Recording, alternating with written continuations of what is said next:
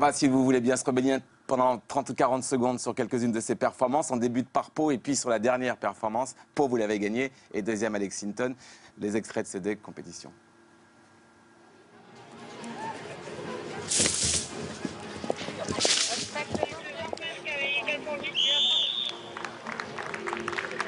Caroline is going very well there, clearing the last 20 course now. Last chance for Maxime Livio. Allez, belle foulée également pour Kalao Demer, bel franchissement. Le point levé pour Maxime Livio qui réalise un maxi dans cette épreuve. Merci. Alors, on retrouve sur la... Deux tables de biais, une foulée impeccable. Un cheval très confiant. Hein. Ouais, et puis il est là foulé, il prend du terrain. Hein.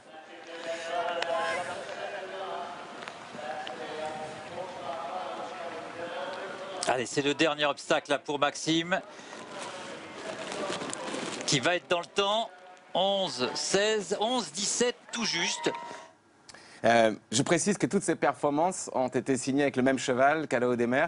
C'est parce qu'il a vraiment toutes les compétences d'un cheval de 4 étoiles. Oui, mais là, il enchaîne les performances. J'ai un sentiment incroyable sur ce cheval-là. Sur les parcours de 4 étoiles, j'ai l'impression de toujours lui dire de ne pas en faire de trop. Ouais. C'est assez fou comme sentiment. J'ai eu la chance d'avoir un autre cheval qui a déjà fait ce niveau, où j'ai eu l'impression de lui demander 150%. Ouais.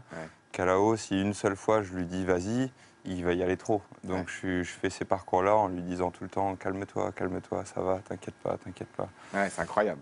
J'en discutais à la remise des prix à Saumur avec Marc Todd, il me dit ça c'est très bon signe quand tu as ce sentiment-là. Vous pensiez un jour pouvoir, alors que Marc Todd a été 3e à Saumur, on va en parler tout à l'heure, vous êtes juste à côté de lui, pouvoir justement échanger avec cette légende. Vous dites ça maintenant avec une telle logique, mais c'est pas rien quand même. Ouais, moi on en avait déjà parlé plusieurs fois. C'est des légendes comme Michael Young et tout ça, mais moi je pense qu'il faut vraiment les regarder avec admiration, mais surtout pour comprendre pourquoi ils sont si bons et plutôt essayer d'apprendre d'eux que de les mettre trop sur un piédestal. Si des gens les regardent comme quelque chose d'inatteignable, ben, ils seront toujours inatteignables. Donc moi j'essaie de les regarder avec beaucoup d'admiration, mais surtout pour essayer de me dire tiens, ah ouais, ce cheval-là, il est un peu comme celui-là, peut-être je pourrais faire comme ça, essayer ça, essayer ci.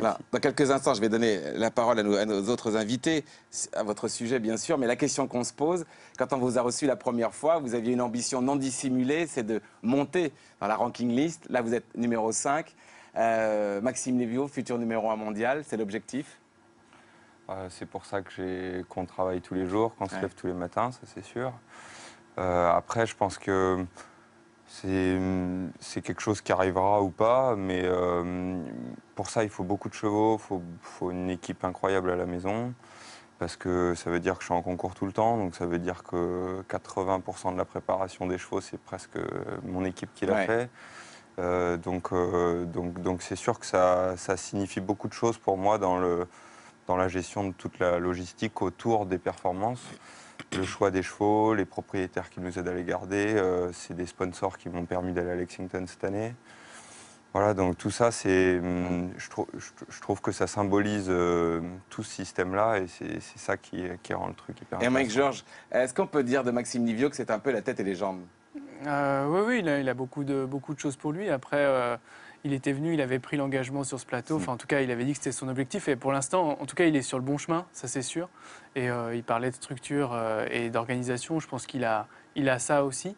Et non, après, moi, j'ai pu voir ses parcours. Alors, j'étais à Pau, j'ai vu Lexington. Et ce qui est très plaisant, c'est qu'il n'est pas seulement sans faute et maxi sur ces parcours-là. Il y a la facilité en plus. Et c'est la facilité, il n'y a que quelques grands cavaliers qui sont capables de monter un cross de 4 étoiles avec autant de facilité. Et je pense que Maxime est en train de le démontrer. Et ça, je pense que pour lui, c'est très intéressant et ça lui donnera beaucoup de confiance pour la suite.